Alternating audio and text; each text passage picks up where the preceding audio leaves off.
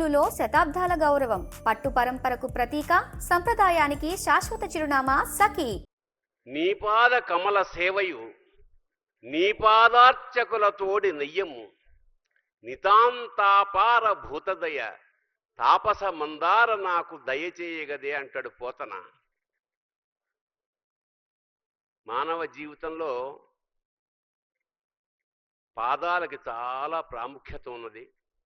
శ్రీపాదము అంటే ఐశ్వర్యం ప్రసాదించే పాదం, వైభవంగా ఉండే పాదం. అలాగే శ్రీపాదరావు గారు పేరు, ఆయన పాద ముద్రలు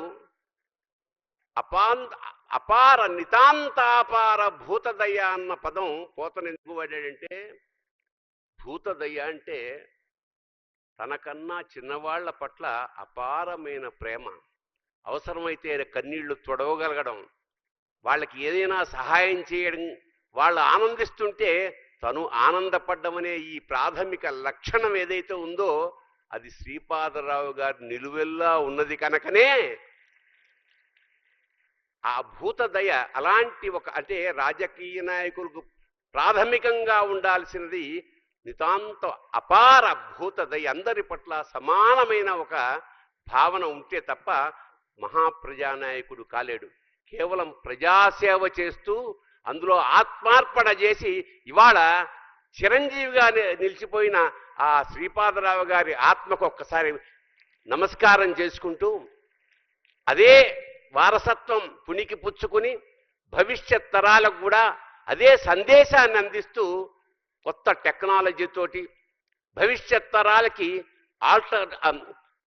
ఆల్టర్నేటివ్ ఇంటెలిజెన్స్ని ప్రాథమిక పెద్దపీట వేసి ఇవాళ రాష్ట్రాన్ని, దేశాన్ని భవిష్యత్ వైపు ముందుకు నడిపిస్తున్న మా ఆత్మ బంధువు శ్రీధర్ బాబు గారికి కూడా నమస్కారం చేసుకుంటూ, ఒక వ్యక్తిత్వం, ఎందుకంటే పాదం గురించి ఎందుకు చెప్పానంటే, ఎవరికైనా మనం నమస్కారం చేయాలంటే పాదాభివందనం చేశామంటే అది పరమోత్కృష్టమైన వ్యక్తి అయితేనే పాదాభివందనం చేస్తాం.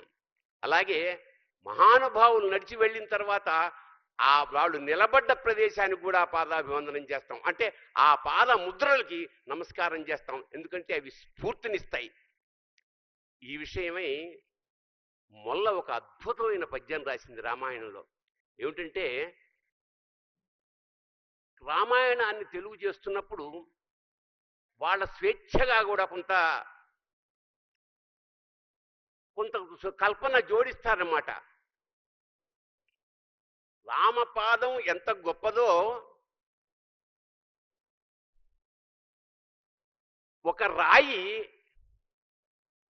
నీ పాదం సోకి ఒక రాయి ఆడదైపోయింది, అలాగే నీ పాద ధూళి దూకి ఈ పడవ కూడా ఆడదైపోతుందేమో అన్న భయంతో గుహుడు ఆ రెండు పాదాల్ని కడిగి ఆ తర్వాత పడవలోకి ఎక్కించుకుని నమస్కారం చేశాడు.